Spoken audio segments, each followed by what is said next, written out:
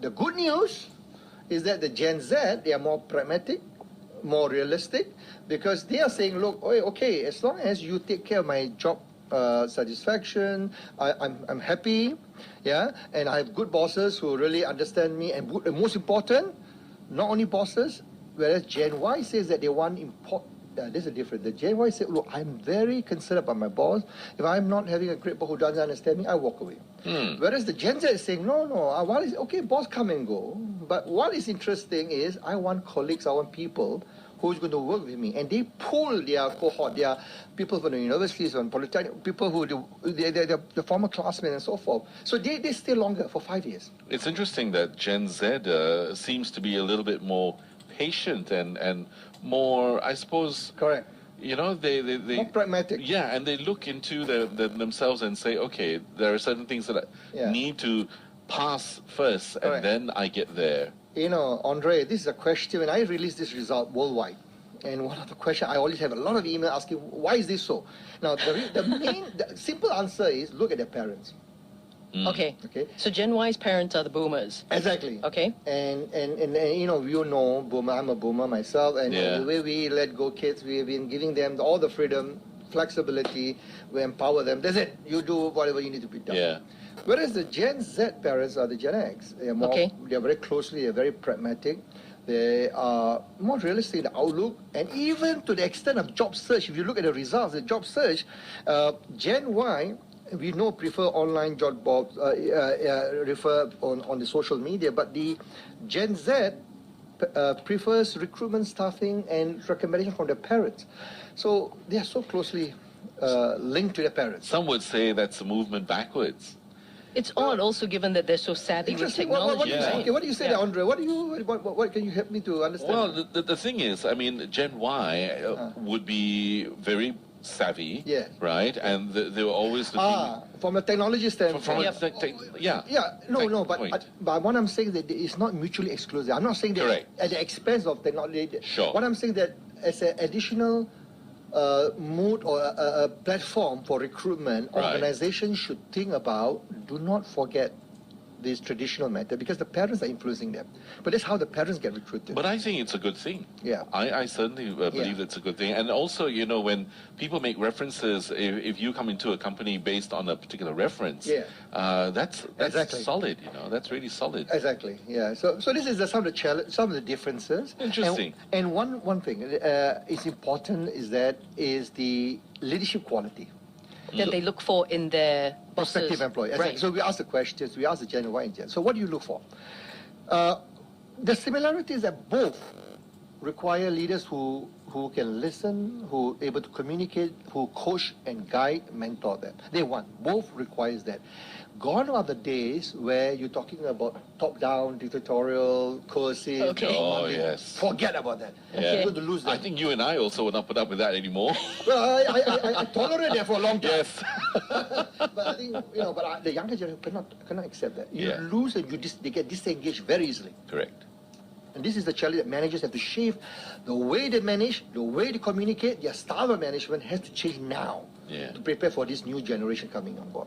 What's interesting, though, if we're talking about leadership qualities in the different generations, here Gen Y, 75% of them want respect, someone who respects values and appreciates employees. Gen Z, though, only 15% find that to be a requirement, that their boss respects values and appreciates employees. So it's almost as if the Gen Z don't need so many attaboys, well done child, kind of. That's interesting. You know, one of the... They're more assured. Well, I agree with you. No, but interesting, Harvey, what you're saying is that based on the research, you know, we don't go into the whys and why they're like that. But what we were asking, the top three consideration, which is the communication and mentoring. Now, but it's interesting. So because it's a choice, they select. So to them, you know, bosses may say they value you and all that. They want to see the behavior. You need to demonstrate them. To them, they look at university. See, now, first of all, the Gen Z, although they have not been working, they have been through internship. Okay, so they are exposed to the work environment already. Not all. There's another issue that which come into the budget about the enhanced internship. It's very relevant because some of them who have gone through internship have a better perspective of what are the workplace challenges, and they look at the bosses in the internship that they've gone through, the organization, their perspective, and these are their response is based on those experience, which are not pleasant, some of them. Very unfortunate. And the internship, what's happening out there for the polytechnic and the universities, they need to relook. I think with this current initiative, the Skills Future, what the government is putting forward in terms of the budget for on Monday by DPN Tharman, I think this is very, very relevant and very timely for this group of young workforce that we can see in future. We're going to go more detail into that in just a bit. We're speaking with Professor Bharwani, who is CEO and C-suite executive coach at CEE Global, and he's also been talking about the research that he's been doing with regard to Gen Z and Gen Y, how to lead and engage them effectively, the differences between them. Are they really as far apart as we think that they are? Some instances, yes, some instances, no. You'll be surprised how similar they are. More with Professor Bharwani in just a bit. Stay with us on 938 Live. Thanks for staying with us on 938 Live as we're on the job on Viewpoints today. We've been chatting with CEO and C-suite executive coach from CEE Global, Professor Satha Bharwani. His research has led us to see how different Gen Y and Gen Z are with regard to how they think about work and what they want out of work. Are they loyal? What kind of qualities they want in their bosses? How can an organization attract them?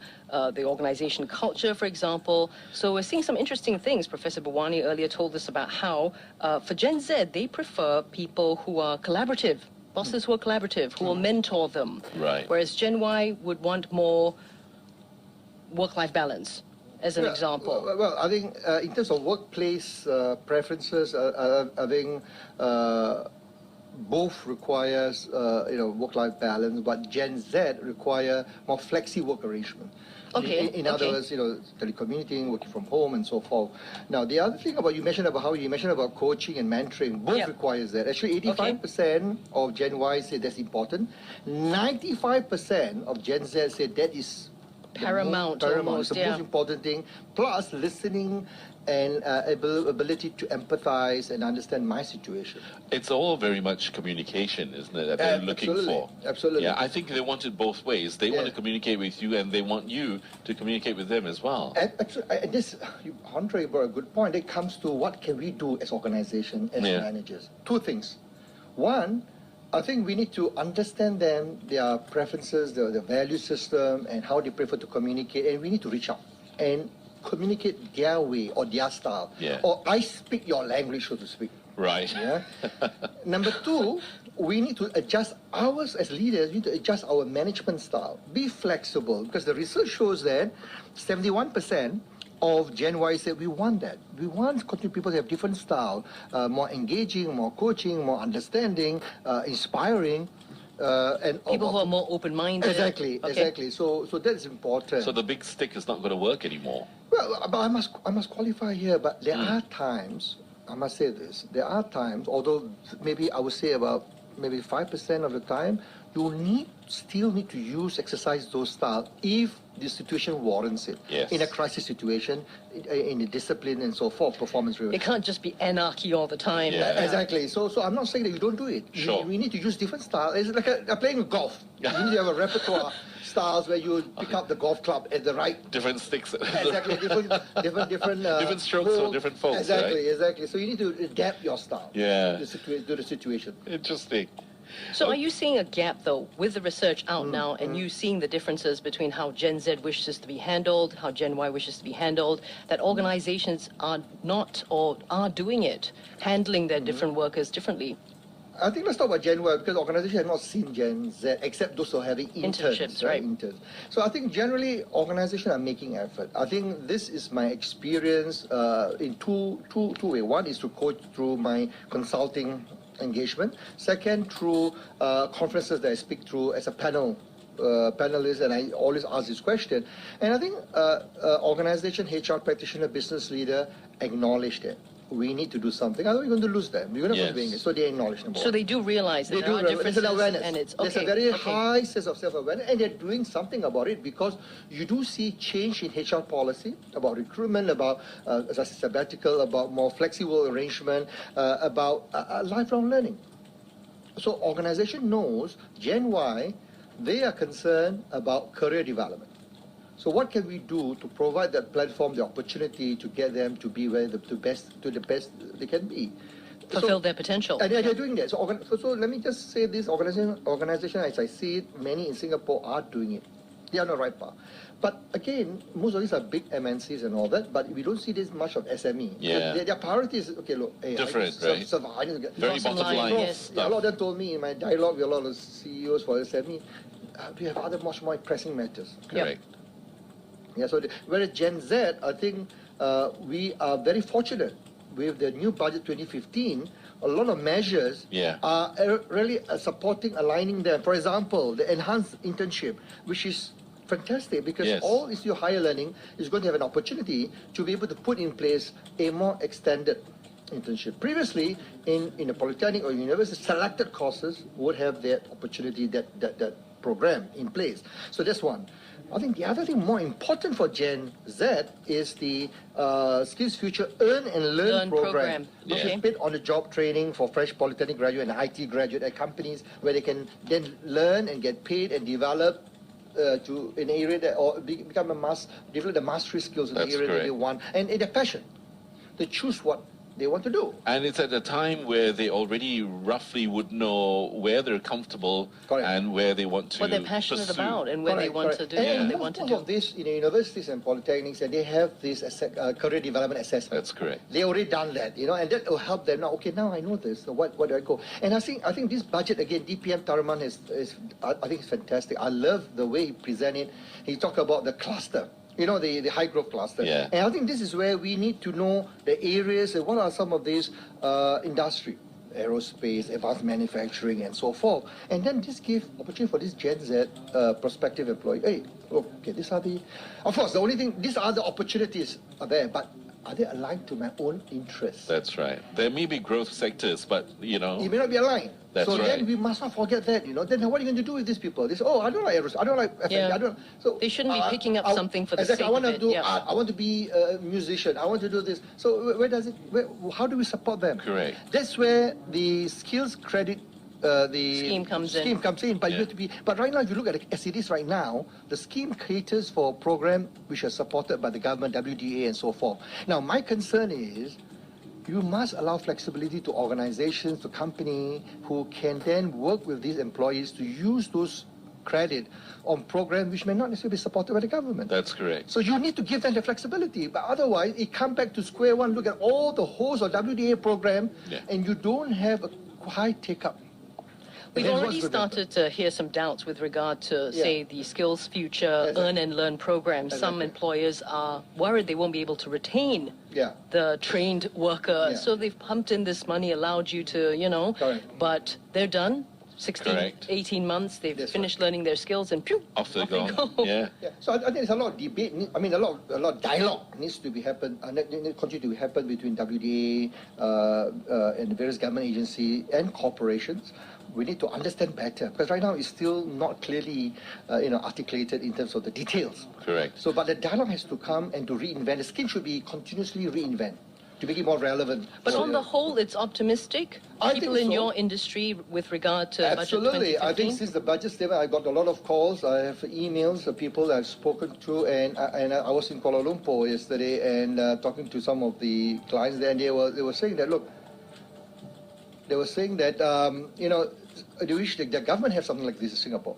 I mean, in Malaysia, sorry. So we are making a lot of. It's very positive, but as I said, please, and I am appealing to WDA and to MOM and many other government agencies, be mindful of the needs of the industry, have a continued dialogue, understand, make it relevant. So don't be so stringent and stuff like that. You will defeat the purpose. I think one of the worries is productivity, isn't it? With all of this that's been set in place, is productivity going to move up? We've seen over the years that productivity has not really moved very much. And it seems in Budget 2015, it's a lot of innovation talk, more so than productivity. my view, because I'm a guest facilitator, I'm a facilitator with the Singapore National Employees Federation, the Productivity Innovation Seminar for CEOs and Business Leader ongoing before the last 3 years. And I think my view, there has been a lot of improvement. People appreciate the PIC, the Innovation Fund, a lot of funding the government has made. I think people appreciate Although that's that. going to end, Correct, PIC, no, the PIC bonus, I think, but the PIC is that's right, the bonus, years, that's great. But I think, to answer your question about whether is it helpful from an innovation standpoint, it's a journey. It'll take a long time. You're not going to change things overnight. But there's a lot of progress made, but what is required is the SME. That's where you see the big boys, the MNCs. They are making a lot of progress. The big, large manufacturing. So we need to look specifically for the SME. And I think this budget has made provision. And I think investment has been made, and DPM has made very clear we are looking at how SME. And I'm very confident, not just cautiously optimistic. I'm very confident that with the right implementation and looking at working with the partners in the industry, this can happen. Sounds good to us. Professor Sattar Bhawani is CEO and C-Suite Executive Coach at CEE Global. Thank you so much for joining us today. My pleasure. Thank you for having me here. On 938 Live. 938 Live. Be informed.